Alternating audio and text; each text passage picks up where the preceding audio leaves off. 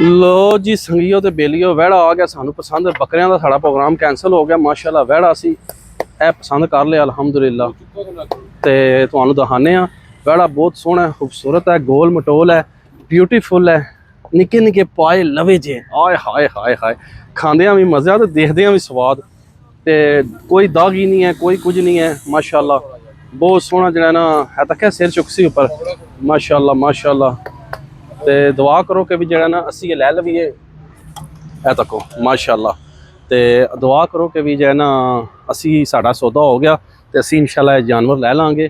ते जो है ना तुसी भी सारे सानू राय दिओ ते भी जो है ना ये सानू जानवर लेना चाहिए या नहीं लेना चाहिए।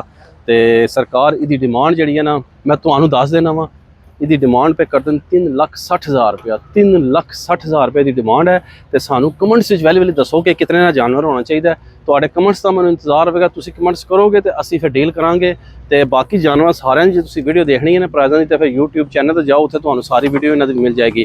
तो सारे दोस्त भरा कमेंट्स करो तो जरा जना जरूर मैं दसो कि भी ये जानवर कैसा है। वो 3,60,000 डिमांड है तो इसका फाइनल के होना चाहिए। तो फिर असी डन करिए, सानू पसंद आ गया तो कमेंट्स भी से मैं इंतज़ार कराँगा। लव यू हो गया तो डन करो।